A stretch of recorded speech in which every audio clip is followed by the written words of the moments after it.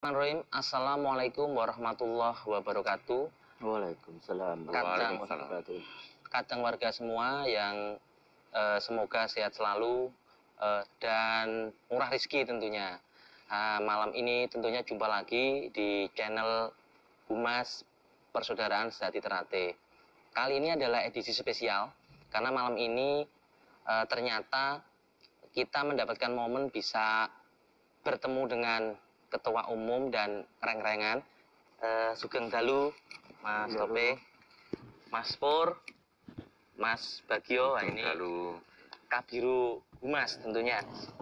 Malam ini dulur-dulur perlu ketahui bahwa belakangan ini ada isu yang hangat yang mana kayaknya perlu dibahas lah. Nah tentunya akan valid jika kita bertanya kepada narasumber langsung yang kebetulan Ketua Umum kita juga mengerti sekali tentang apa yang akan kita bahas ini. Mungkin langsung saja.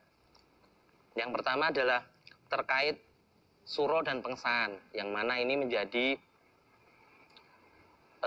hari istimewa buat warga dan juga calon warga. Kita tanya-tanya langsung. Sugeng Dalu, Mas Topik, Mas Pur, Mas Bagio. Tadi sudah disampaikan di awal bahwa kita ini kan sebentar lagi akan mendekati bulan Suro, Mas.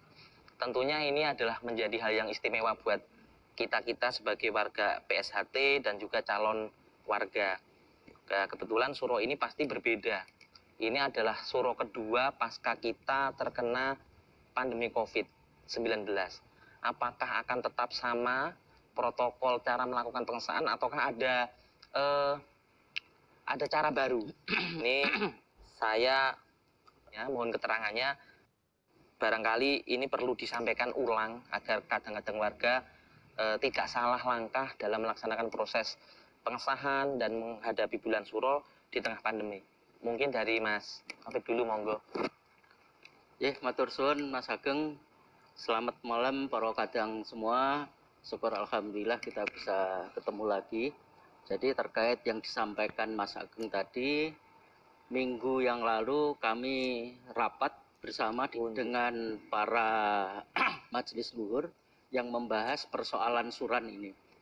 Jadi sudah disepakati koordinator penyelenggaraan suran ini ditunjuk Kang Mas Edi Asmanto. Kemudian dibagi per wilayah-wilayah. Nah, setiap wilayah itu dikoordinir oleh masing-masing anggota majelis luhur. Ya, jadi masing-masing majelis luhur itulah nanti yang akan mencoba merumuskan cara-cara pengesahan yang mungkin bisa dilakukan pada situasi COVID sekarang ini. Kita tentu harus memperhatikan kondisi perkembangan COVID ini karena kesehatan itu jauh lebih utama daripada sekedar pengesahan. Jadi apakah nanti bisa dilakukan seperti kayak tahun yang lalu atau cara baru? Ini sedang dirumuskan oleh majelis luhur dengan beberapa tim yang kita siapkan bersama. Nah, di samping itu memastikan bahwa suran dan parapatan luhur insya Allah bulan Oktober nanti bisa berjalan dengan baik. Pengurus pusat juga sudah membentuk tim advokasi, organisasi, dan bantuan hukum yang anggotanya sekitar 50 lawyer warga PSHT. Ya, insya Allah dengan dukungan seperti ini kita bisa memastikan mudah-mudahan suran maupun parapatan luhur itu dapat berjalan sebagaimana mestinya. Berarti tentunya bagi pengurus pusat adalah kita tetap melaksanakan pengesahan, Insya Allah. Tetapi tetap mendukung program pemerintah bahwa kesehatan yang utama, Mas. Wah, luar biasa sekali. Mas Pur barangkali menambahkan. Mas Bagio. Cukup. Udah. Nah, berarti menarik ini, Mas. Ini saya punya poin, akan ada tim advokasi yang sudah dibentuk sekitar 50 dan ini warga semua nggih Mas. Hampir semua warga PSHT. Berarti ini nanti yang akan membantu atau memberikan pemahaman hukum terkait mungkin di semua wilayah di Indonesia. Organisasi maupun hukum. Organisasi maupun luar biasa nih Mas. Nah nanti saya bahas hukumnya nanti barangkali mungkin diizinkan kalau kami nanti lain segmen akan minta dipertemukan dengan dulur-dulur tim hukum nggih. Nah ini poin kedua nih hangat nih Mas. Saya sebenarnya kalau menanyakan ini nuwun sewu Mas, kayaknya nggih remeh menurut saya. Kalau kurang sopan mohon maaf, tapi yang pasti ini hangat Mas. Sebenarnya nggak begitu penting ya kalau bahas-bahas ini, tapi karena ini hangat sering dibicarakan, saya selipkan pertanyaan ini terkait isu ini loh Mas. Barangkali sudah mirsani, nanti kalau belum setelah ini kita bisa kasih lihat. Jadi kemarin tuh beredar video itu yang di situ tuh ada statementnya Dik Bagus Rizky. Saya bilang Dik karena di bawah saya pengsanya Mas, karena waktu latihan itu letting adik saya lah Mas itu. Jadi warga di istilahnya ya tua saya lah, kalau umur ya mungkin juga iya.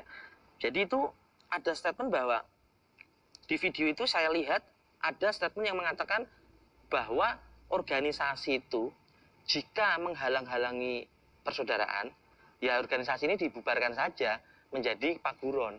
Lah, menurut hemat kami Mas sebagai orang media, sebetulnya agak ada indikasi mengkonstruksi pikiran seseorang. Artinya gini Mas, kalau dikembalikan ke arah paguron, apa kita nggak mundur? Pertanyaan saya yang pertama.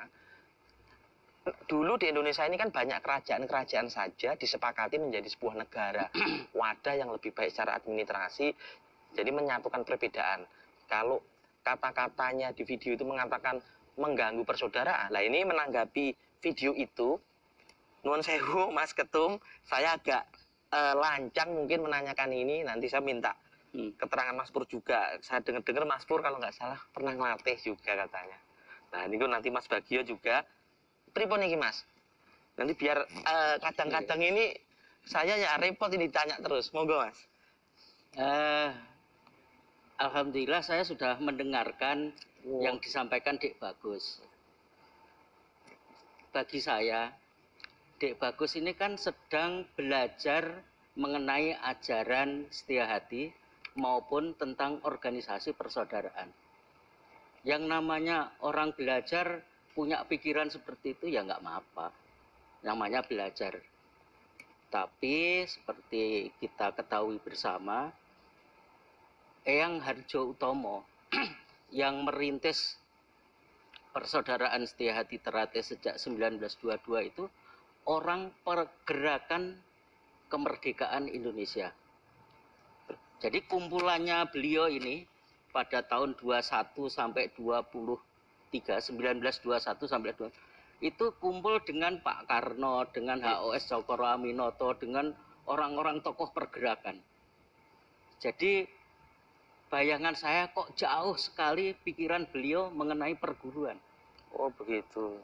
Pasti beliau ini sebagai orang pergerakan ingin mengembangkan PSHT ini supaya bisa berkembang dengan tertib dan bisa memberi manfaat seluas mungkin, dan itu hanya bisa dilakukan dengan model organisasi yang adaptif terhadap perubahan sosial.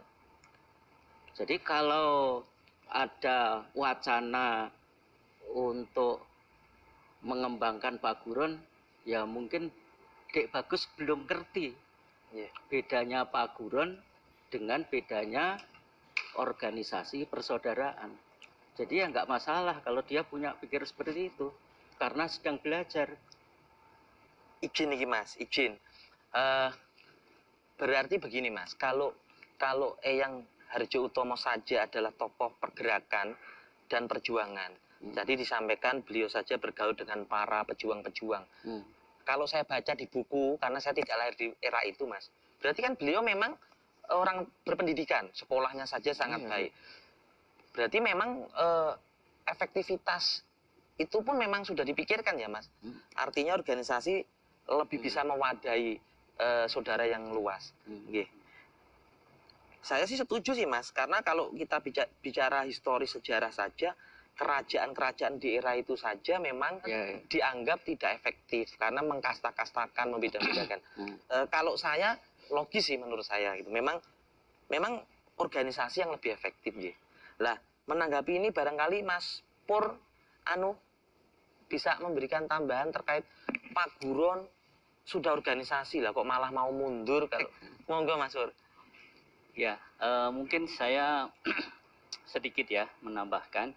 Tadi kalau Mas Ageng kan menyitir bahwa Indonesia Yeah. itu dulu terdiri dari berbagai kerajaan. Yeah. Kerajaan ini adalah suatu organisasi yang semuanya itu sabdo pandito ratu. Artinya satu orang yang memutuskan untuk semuanya.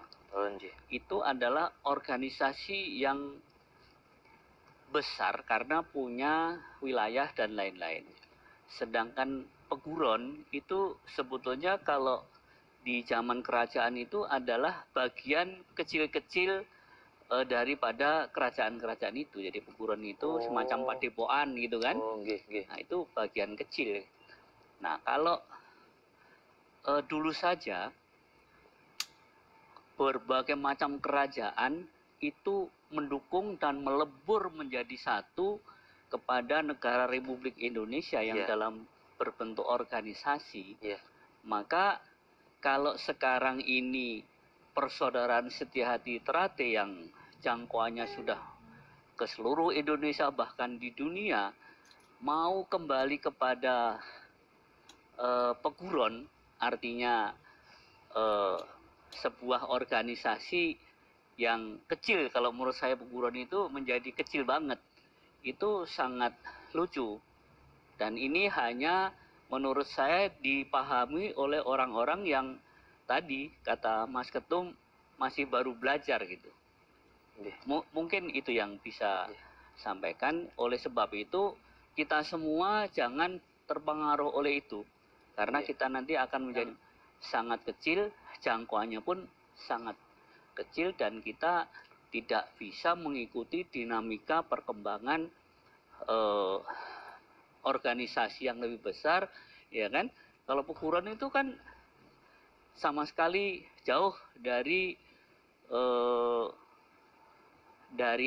asas-asas demokrasi itu sendiri.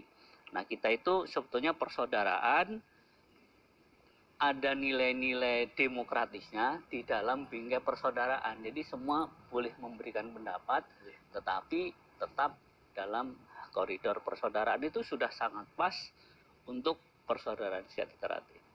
Berarti memang kurang lebih seperti itu perbandingan antara Pak Guron dan organisasi ya Mas ya? Sangat jauh. Dan gini, kalau saya tambahkan sedikit dari, kalau Pak Guron itu kan biasanya bisa turun-temurun. Tapi kita lihat sejarah PSHT sejak Eyang Harjo Utomo itu tidak pernah turunannya yang melanjutkan kepemimpinan. Pada saat Eyang Harjo masih berjuang itu membentuk SHPSC yang dipimpin oleh Pak Hasan Suwarno. Kenapa dalam perjuangan memilih Pak Hasan Suwarno?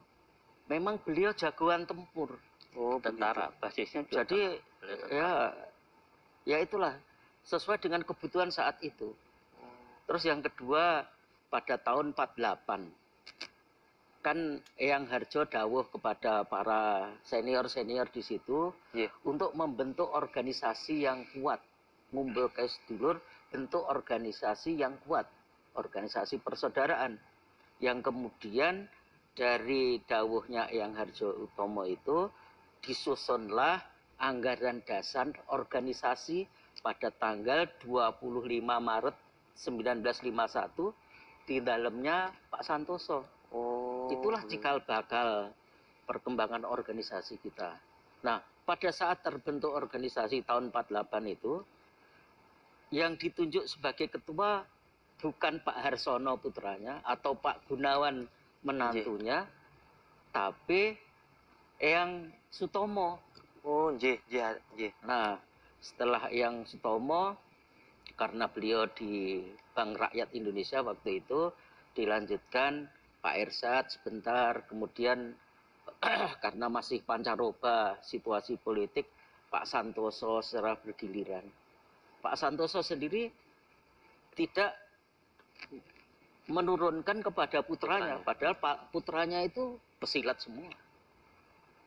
Setelah itu dilanjutkan ke Mas Imam misalnya. Mas Imam walau karena tidak punya putra, tidak ke kakaknya ataupun adiknya yang warga SHT, tapi ke Mas Badini. Mas Badini tidak ke putranya, tapi ke Mas Maji. Jadi nggak ada sejarah. Itu diwariskan kepada keturunannya ya, atau keturunannya atau putranya, nggak ada sejarah. Tapi ngomong-ngomong ini saya malah jadi tahu nih, kali dulur-dulur di rumah. Jadi saya malah tahu urut-urutannya Mas. Saya selama ini jadi warga sejak disahkan sampai hari ini. Baru ini loh Mas saya tahu urut-urutan. Ternyata seperti itu dari pendahulu kita itu. Dan Mas Ketum hafal sekali malah. Jadi kita ngerti nih. Mas Bagio barangkali ini menambahkan. Ya, terima kasih Mas Ageng. Kalau kita mengacu pada semboyan PSHT, bahwa selama matahari masih bersinar, selama bumi masih dihuni oleh manusia, selama itu pula PSHT akan tetap jaya abadi selama-lamanya, kan itu? Artinya, sampai jebatin zaman PSHT harus tetap ada. Tentunya kita harus bisa menyesuaikan setiap perkembangan zaman. Sekarang zamannya organisasi ya, kita ikuti organisasi. Jangan justru malah kembali lagi ke peguron. Nah itu malah mundur seperti yang sampean sampaikan tadi. Kita harus selalu mengikuti setiap perkembangan zaman. Nah ini saya menyadarkan nih Mas. Nah secara ini kebetulan kan Mas Ketum juga pengurus besar PB IPSI. Lah saya juga pelatih Mas Bimpres di salah satu IPSI kota kabupaten. Itu betul. Beberapa waktu yang lalu itu justru malah mengkoordinir perguruan-perguruan keluarga yang belum berorganisasi, belum punya payung hukum yang tetap, itu diajarkan oleh IPSI supaya punya hak kayak ikut pertandingan. Nah, saya jadi aneh. Justru PSHT berperan dan salah satu pendiri IPSI bisa ngajari perguruan lain. Lah kok malah perguruan sendiri mau dipulangin ke paguron kan malah gimana ini Mas? Kan IPSI sendiri saja mengarahkan seperti itu. Ya itu tadi, namanya baru belajar kan boleh salah. Mas.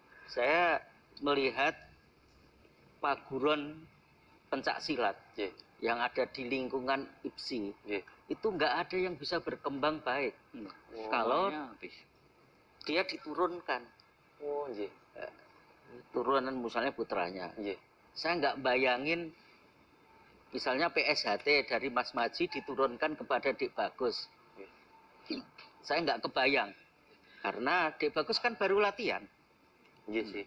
Baik latihan jurusnya maupun latihan tentang ajarannya, latihan berorganisasi kan beliau baru. Kalau soal latihan Mas Pur dia tahu. Saya tahu nih Ki. Ini saya juga mau saya tanyakan Mas. Yang kepi takdir gitu Mas. Jadi ini kata-kata itu sekarang jadi tagline di semua konten. Nggenepi takdir lah. Ini untuk nggenepi takdir kita juga Mas hari ini. Nuwun sewu. Saya mau tanya soal itu Mas. Kalau tidak salah gitu Mas. Dia itu pengesahan tahun 2005 Mas. Oh gitu. Kalau tidak salah. Terus nuwun sewu. Koyone nggih telatan kayaknya gitu.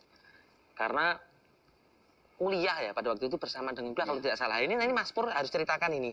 Dan nyobi Mas Pur, bagaimana ini supaya sejarah ini juga tidak boleh dilupakan Mas gitu loh. Karena juga ada hal yang bikin hangat di kalangan dulur-dulur. Saya rasa dulur-dulur yang kurang paham jadi dengar riwayatnya seperti apa lah, historis sejarahnya seperti apa. Monggo Mas Pur nih. Ya Mas Ageng, tentang Dek Bagus ya. Saya ini kebetulan kalau di ya Jakarta lah, DKI itu aktif terus lah di dalam kesibukan Nesa Trate, meskipun baik itu saya dalam struktur maupun tidak. Saya itu semenjak latihan sampai disahkan itu terus aktif mengikutilah apa derap langkahnya Setiati Terate di Jakarta dan sekitarnya. Nah, tentang D Bagus memang latihannya itu di Jakarta, mungkin tepatnya di Jakarta Timur. Itu kenapa begitu? Karena memang beliau itu pada saat itu sedang kuliah di UI, sehingga ikut latihan Terate itu di Jakarta lah. Nah, kebetulan saya ini meskipun saya tidak ikut melatih. Bagus nggak pernah ini, tapi saya selalu mendapat laporan dan saya selalu bertanya juga tentang perkembangannya di Bagus, karena waktu itu ayahnya Kang Mas Tarmaji itu memang ya menitipkan. Jadi ada perhatian khusus untuk Bagus. Nah, kalau saya tanya sama pelatih fisiknya itu adalah Mas Hartono Rais. Saya tahu Mas ini. Iya betul.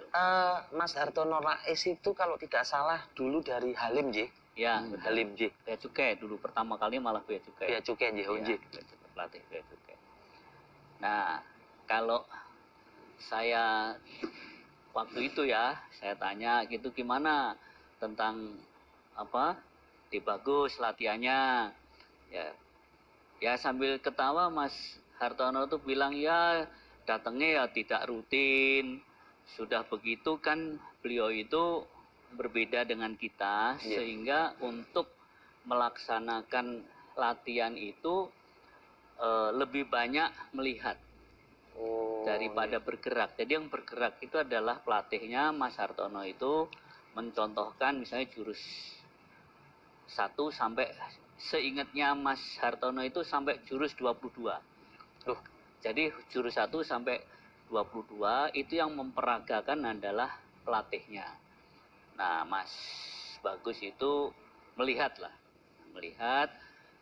dan tapi itu tidak, menurut Mas Hartono itu tidak setiap latihan hadir juga. Nah, itu adalah bagaimana di Bagus ini menjadi sejarahnya latihan sehingga disahkan menjadi warga persaudaraan Setiati Terate. Itu adalah begitu. Hanya sampai jurus 22, Mas? Seingat saya Mas Hartono menyampaikan kepada saya seperti itu. Nanti kalau mau diklarifikasi ya bisa ke pelatihnya langsung lah Mas Hartono. Berarti Hartono Rais.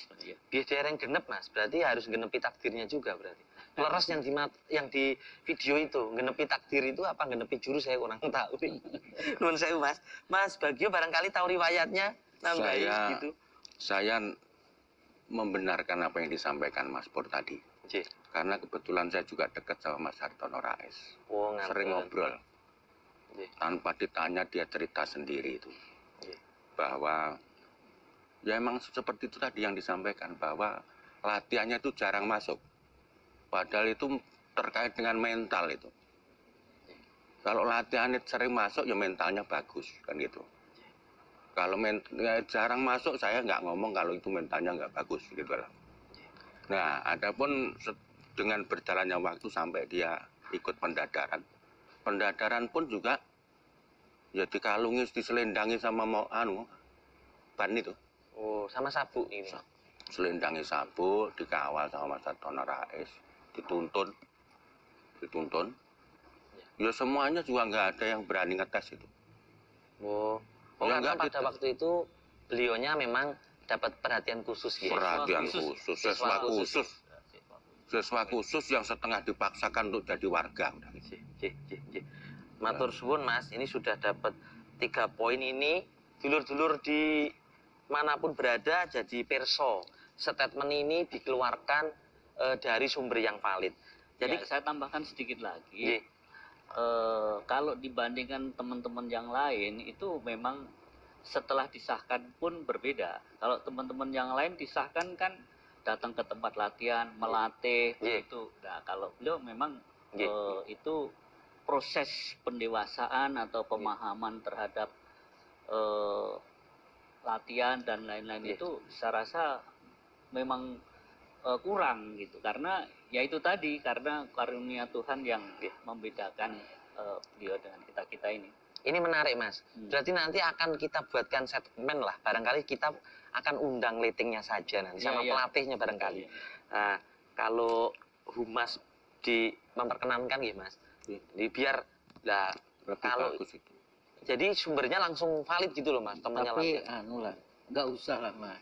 Kita yang penting sudah tahu gitu aja. Nggak usah mungkin jangan sampai apa ya, menciderai rasa pas tiduran, apalagi terkesan ya kurang bagus lah gitu.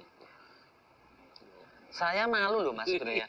Yang jelas gini Mas Ageng, yang perlu dicatat dan digarisbawahi, ilmu itu memang harus ada gurunya Mas.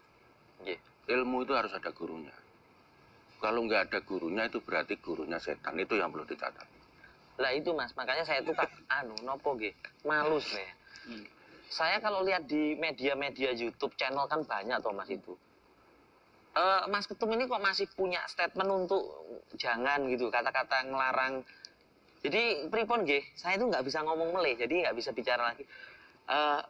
Lah anek saya Mas gitu loh, ya anek saya gitu yuk. Ya sudah kan, toh kita tidak ngapa-ngapain Mas, fakta nih. Tapi kok jenengan masih hatinya itu kok masih memberikan apa ya Mas? Saya bilang itu. Bukan gini Mas Ageng. Saya khawatir nanti rasa keingintahuan Mas Ageng sebagai humas untuk mengorek-ngorek itu menimbulkan kesan seolah-olah kita bukan mengolok-olok ya. Memberikan kesan yang kurang positif lah. Padahal itu kan saudara kita yang kita juga hargai, dan kita harus memaklumi kalau beliau itu ya baru belajar tadi dengan kondisi yang ada pada beliau. Jadi kita nggak usah menyalahkan dia. Jadi kita harus memaklumi kalau sekarang ini masih dalam proses belajar, itu aja. Nah niki gini Mas, dulur-dulur ini perlu dicatat. Jadi mungkin memang betul ya, pendahulu-pendahulu kita itu memang orang-orang yang alim, orang-orang yang disayang Tuhan tentunya, bahwa ajaran budi pekerti luhur itu sebuah kebaikan itu tidak akan pernah tergerus. Jadi sampai hari ini terpelihara. Jadi saya itu malu lur. Jadi kalau saya gitu yo ditendang, kalau sparring ya saya bales gitu. Tapi memang Mas Ketum ini ditunjuk dan dipilih menjadi ketua umum kita itu memang apa ya? Saya tidak mengada-ada ini. Saya itu orangnya selengean sebenarnya.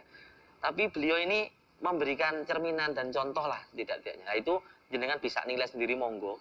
Kita ini sebenarnya nggak tipikal yang suka publik atau pencitraan, tapi memang yang kita lihat selama ini seperti itu. Jadi terima kasih Mas Ketum, Mas Taufik, Mas Pur. Saya garis bawahi kesimpulannya dari beberapa pertanyaan tadi bahwa Pak Buron adalah langkah mundur bagi sebuah persaudaraan yang demikian besar. Organisasi bahkan terbentuk dari sekian lama itu malah menjadi motorik atau menjadi contoh perguruan-perguruan lain. Nah, berarti Pak Buron itu tidak efektif jalur. Yang kedua adalah tadi nggih Mas, biar fakta yang membuktikan ternyata saya pengen undang leting-letingnya tidak diperkenankan, ya saya ndak undang lah. Mas, kita nggak pengen gawe susah lian lah, betul itu. Gimana juga saudara kita. Yang ketiga terakhir adalah bahwa pandemi tadi yang di awal, bahwa kita tetap harus mengikuti protokol kesehatan, mendukung warga negara yang baik adalah dia yang setia pada hukum-hukum negaranya dengan membela negaranya. Salah satu membela hal yang paling kecil adalah mengikuti peraturan yang dibuat oleh negara itu. Misalnya dengan mengikuti protokol COVID karena kita sedang kena wabah itu. Nah yang terakhir pesan Mas.